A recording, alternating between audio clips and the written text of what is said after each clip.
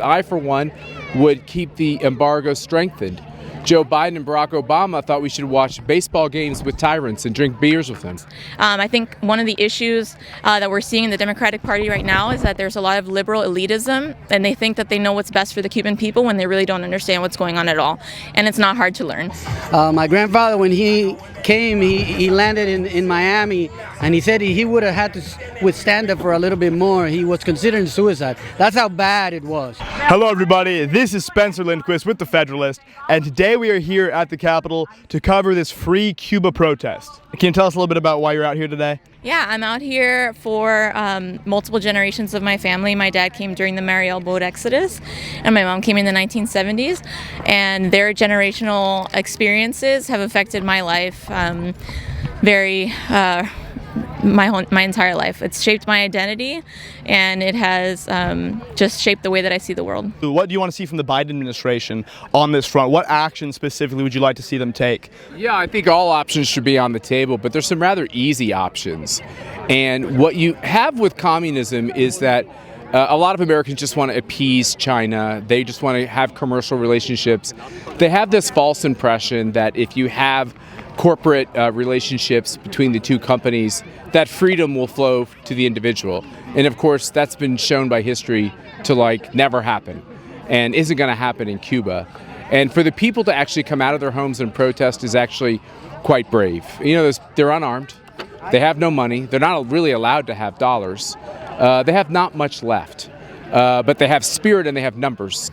And so this is a multi-generational long conflict. Do you have hope that in this moment right now that we're reaching an inflection point where maybe some serious disruption of this communist regime could occur?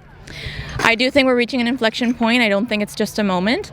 I think that the Cuban regime is losing some measure of control of information, which is one of the things that has kept it in power for so long, the stranglehold that it's had on information flow in the island. And I think that with internet, with support from the United States, I think that there will be serious cracks in the administration and the hold that they have on the Cuban people. And I'm very hopeful that change is going to come in the next 5 years.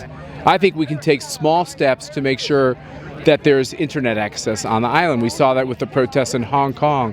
That's a really important thing for protesters. So I think there's small steps we can take, and 60 years is a long time. It's time for it to come to an end. And what are some tangible action that you'd like to see from Congress or from the Biden White House on this topic? Well, the easiest thing that Joe Biden can do as the president of the United States and the leader of the free world is give a speech to his country and the people in the United States, just denouncing the evils of what's happening in the communist dictatorship on Cuba. It's been happening for 62 years. People should not be turning a blind eye. They have a multitude of information sources to see what's going on. You can't plead ignorance anymore. And the fact that he hasn't spoken out in a speech, not just Instagram posts with his, intentions to sanction people that have already been sanctioned previously, but a full-throated condemnation of what's happening on the island of Cuba would not only show solidarity with Cuban Americans in this country who feel like we've been betrayed since 1962, but also with the people on the island who are suffering so much. Earlier you mentioned that this was the first protest since the Capitol's been open. Yes. Can you just walk us through what was the process like for getting the approval for this? Was there It was terrible. It was terrible and undemocratic. And I think that Nancy Pelosi doesn't want us as Americans to be able to have rallies on this hallowed ground unless maybe she agrees with the cause. And we had to apply a couple of times, and we got approval for this 24 hours ago. So your family has personally experienced a totalitarian regime, a communist regime. What would you say to Americans who maybe don't understand what it is like living under a communist rule? What I would say to Americans who don't understand is, first, you can't plead ignorance. You can very easily get information online from what's happening. In the past 2 weeks, there has been thousands of videos uploaded from people on the island that are not only talking about what's happening, but they can see the brutality that is happening on the streets at the hands of the communist regime. They can see a lot of videos that have been translated at this point, so you also can't say that you don't speak Spanish, you don't understand what's going on. And can you tell us a little bit about why you're out here today? I'm out here standing for human rights for all people, as we believe in this country that our God-given rights, government can't take away, and that's exactly what has happened in Cuba. My grandfather came from there, my father, they both suffered under the regime. And so we're standing here for freedom, for the people who are suffering right now and trying to raise their voice. They need, first and foremost, our access to the internet, which is how they can get their voices out. So that's why we're here, to support them and stand for my family and all those families out there. So you talk about your family, and obviously this is a multi-generational struggle, right? This is something that has gone on for decades and decades. Are you hopeful that right now we're reaching an inflection point where communism might be able to be overthrown?